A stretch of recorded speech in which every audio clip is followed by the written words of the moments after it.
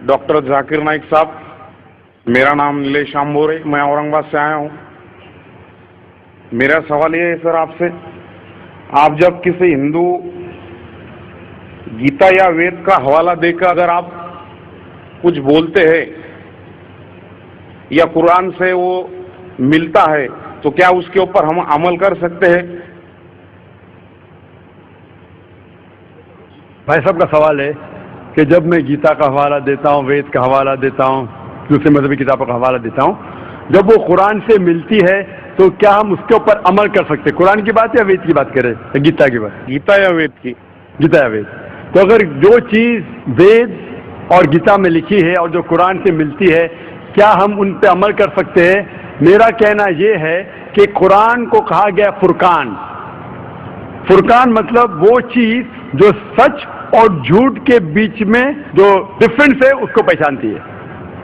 फुरकान यानी फर्क, हक और बातिल के दरमियान जो फर्क है उसको पहचानती है कुरान। जिस तरीके से मैंने कहा कि कई पैगंबर आ चुके मोहम्मद सल्लल्लाहु अलैहि वसल्लम के पहले, उसी तरीके से कुरान में लिखा है सूरह रअद में सूरा नंबर 13 आयत नंबर 38 में कि हमने हर दौर में एक किताब नाजिल की है। नाम से सिर्फ 4 किताबों का जिक्र है, तौरा, ज़बूर, इंजील और फुरकान, कुरान। लेकिन इस आयत के मुताबिक कई किताबें नाजिल की गई है, उनका नाम से जिक्र नहीं कुरान मजीद में। लेकिन जितनी भी किताबें कुरान मजीद के पहले आए वो सिर्फ एक उम्मत के लिए थी, एक ग्रोह के लिए थी, और वो सारा पैगाम महदूद था एक वक्त के लिए।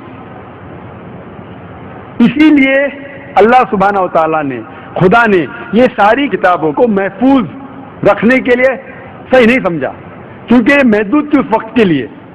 इसीलिए ये जितनी किताब पहले नाजिल हुई वो महफूज नहीं है, ना उसकी ज़रूरत है। लेकिन क्योंकि कुरान मजीद आखिरी कलाम है अल्लाह सुब्हानहू व तआला का, इसीलिए अल्लाह सुब्हानहू व तआला खुद कहते हैं सूरह हिजर में सूरा नंबर 15 आयत नंबर 9 में कि हमने इस कुरान मजीद को नाजिल किया है और हम इसकी हिफाजत करेंगे। तो जितने पहले किताबें आए उनके अंदर मिलावट हो चुकी है। जिस तरीके से अल्लाह ताला फरमाते कुरान मजीद में सूरह बकरा में सूरा नंबर 2 आयत नंबर 79 में, फवैलुल लिल्लज़ीना यक्तुबूनल किताब बिअयदीहिम सुम्मा यक़ूलून हाज़ा मिन इंदिल्लाह लियश्तरू बिही समनन कलीला फवैलुल लहुम मिम्मा कतबत अयदीहिम ववैलुल लहुम मिम्मा यक्सिबून। लानत है उन लोगों पे जो लोग किताब अपने हाथ से लिखते हैं और कहते हैं खुदा की तरफ से है। लानत है उन लोगों पे जो कमाते हैं, लानत है उन लोगों पे जो लिखते हैं। तो इससे ये जाहिर होता है कि जितने पहले किताबें आए उनमें मिलावट हो चुकी है। ये कुरान आखिरी कलाम है और कोई भी चाहे तो इसको तब्दील कर ही नहीं सकता। खुदा खुद, अल्लाह सुब्हानहू खुद इसकी हिफाजत करेंगे।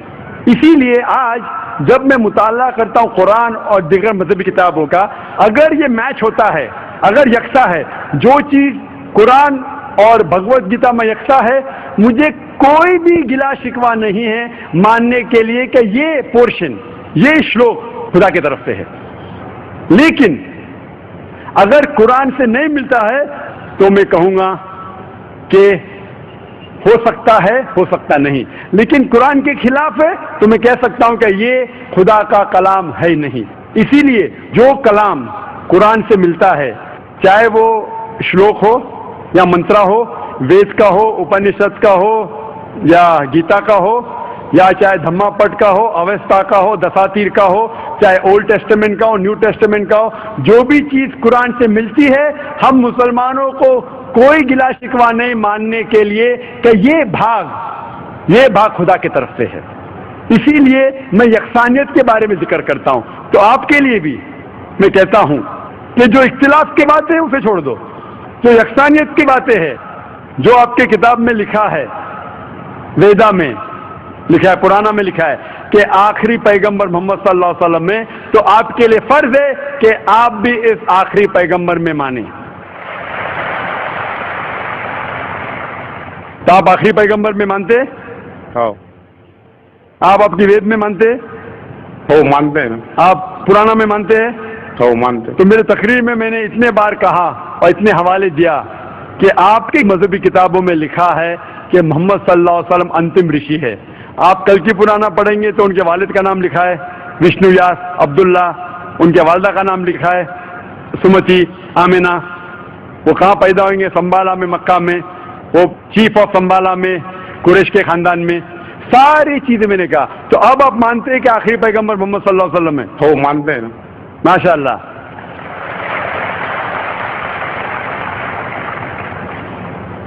تو آپ مانتے ہیں کہ خدا ایک ہے؟ ہو بالکل، آپ مانتے ہیں خدا کی کوئی بھی پرتیما نہیں ہے بے شک، اور صرف خدا کی عبادت کرنا چاہیے؟ صحیح۔ تو آپ یہ مانتے ہیں کہ خدا ایک ہے اور محمد صلی اللہ علیہ وسلم آخری پیغمبر ہے؟